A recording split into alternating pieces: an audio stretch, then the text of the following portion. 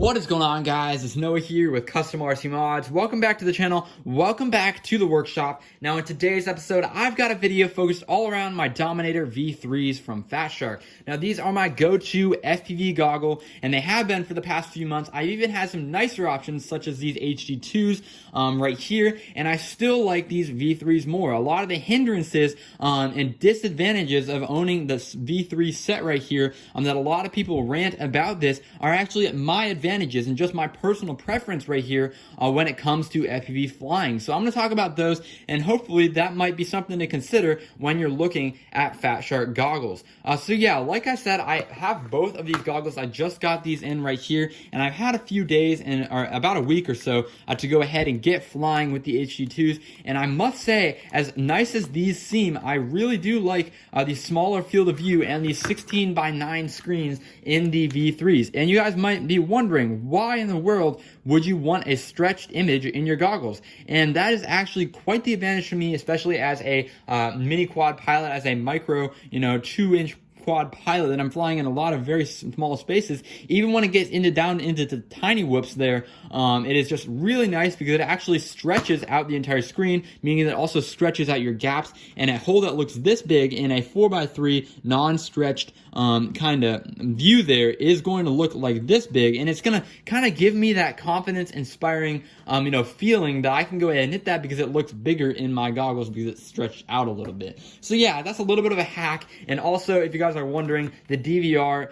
from these goggles right here is in 4x3, so it kind of goes ahead and compresses it back into its normal state. Only the screens are stretched 16:9 right there. So that is the main reason why I fly these right here for the 16:9. But you might be thinking, why wouldn't you want to get something like these box goggles that have a huge field of view, also in 16:9? And obviously the screens are not as good on here, but why, if you're going to fly 16:9, why do you want this small field of view in there as well? And I actually really do like the small field of view. I've been flying on the box goggles. I've flown these for about 3 years, almost 4 years now, and these have been a great goggle, and they've been a very immersive experience. However, I really do like having a very streamlined field of view. The screen, is a little bit out there, and it helps me focus more. I can catch the entire image in one eye shot. I don't have to look around in the screen just to see what see all my stats, like my battery voltage down in the corner, my throttle position, my timers, stuff like that in the OSD menu. It's actually all right there, and I can, look at all my stats, look all around the image without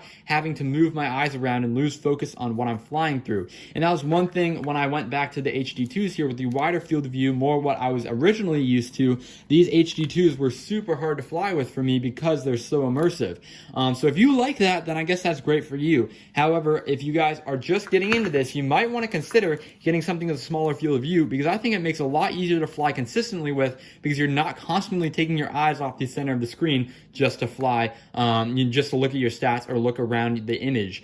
So yeah, that's really the main two reasons why I like these V3s. And another thing about this, of course, being that these are modular goggles where you have to go ahead and add your own receiver module into them, that means that you're not going to be sacrificing any of your receiver signal just because you're going for, I want to say a lesser goggle. So these have the Furious FPV True D module in there right here, which I believe is one of the best modules. Of course, when you get up into rapid fire and, the TBS Fusion, that's on a whole nother level. But for the price point, when you're comparing to like LaForge, when you're comparing to the internal modules, things like that, I think that this is one of the truly the best options out there, just because it's all self-contained. It doesn't have this wire running across just like that. You can have both your antennas on one side, which makes it a lot easier to go ahead and carry it, where you're not just banging into things if they're up on your head or anything like that. I've tried them both. I like the Furious FPV more, and the nice thing is that you can go ahead and switch that out. Now, if I really wanted to upgrade my signal down the road, I could get something like the rapid fire and still drop it into my goggles of choice. So yeah, overall, really liking these altogether.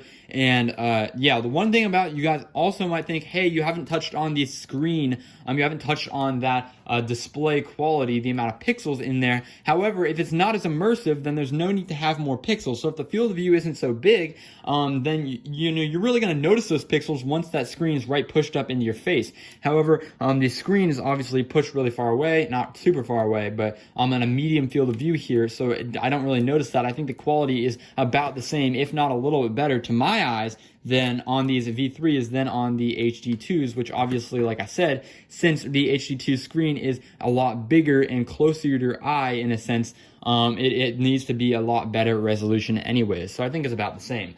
So yeah, anyways, that's about my comparison. Why I like these V3s. Again, quick rundown, 16:9, like the stretch image. I like that lower, degree field of view, just because it helps me focus more when I'm flying. And I've been able to do some really good stuff with these goggles altogether. And I think for the near future, these are going to be my go-tos, just as they are. So yeah, that's my reasoning behind why I love these Dominator V3s so much and why they continue to be my go-to goggle here in 2020.